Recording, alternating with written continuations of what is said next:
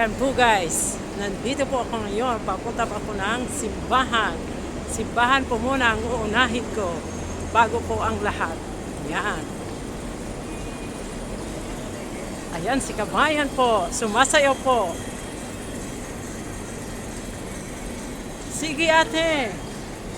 Ayan po, mga kabayan po yan. Ayan. Hi po. Hi. Ayan, sila kabayan po yan. Saan kayo te? Jabir, dito sa Kuwait, Jabir. Ayan, mga kabayan po. Dito. Kayo sa, mag-isa kayo ng bahay te? Kami, kapit bahay lang kami. Siya nasa atin. Yan po mga kabayan po. Dito. Ingat po. Ayan. Okay, hindi pa. Pasyal pa siya. Mayroon po akong nahagip na mga kabayan po. Doon po sila tumatambay. Nakipagmarites po muna ako. Nag-drop by. Kumbaga nag-drop by muna ako sa kanila. Oh my God. Ganon talaga ang buhay dito. Pag may kabayan ka, kailangan mo talagang kausapin. Ganon talaga ang buhay OFW. Ganon po. Naglalakihang, nagtataas ang infrastructure. Kaya, ayan po.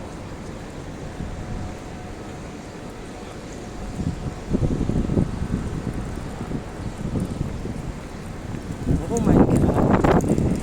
Malapit na pa po sa simbahan. Mga 2 minutes na lang po. Or 3 minutes, something like that.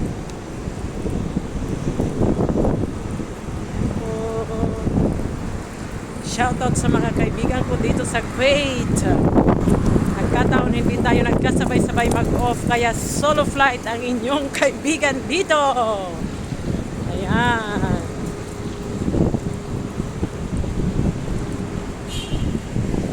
Ganon talaga ang buhay. Minsan magsosolo ka. Hindi mo sukat akalain na ikaw pala ay nag-iisa sa mundong ibabaw. Ayan guys, nandito na po ako sa Cathedral, Kuwait Cathedral. Ayan po. Ayan. Ayan po ang simbahan dito sa Kuwait. Ayan. Ayan po. See? Ang naglalakihang infrastructure. Ayan. Ayan. Ayan. May translation pa po yan sa Arabic. Pero hindi man ako marunong mag-Arabic. Ayan po. Ayan po. Sarado po yan dyan. Kasi doon po ang entrance at saka exit sa likod po. Naglalakihang infrastructure dito. Tapat ng Kuwait Cathedral. Ayan po. Ayan.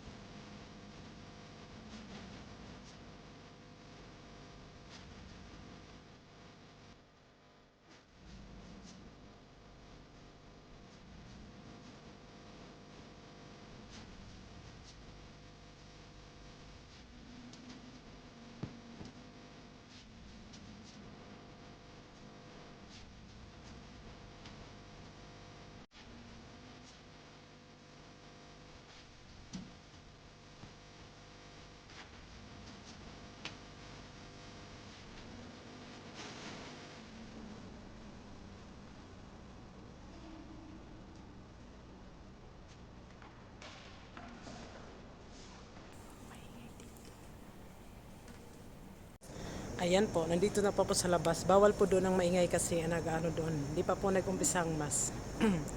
Ayan po, sa labas po ng katedral. Ayan, nandun sila kabayan. Nagpipicture-picture. Ayan.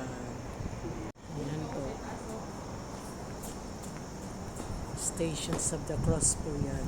First station, second station, dyan po ang third station,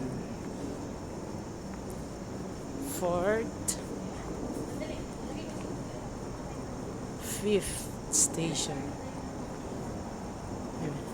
Wala pa pong mas mamaya pa siguro ang schedule. Yan. Sixth station. Yan.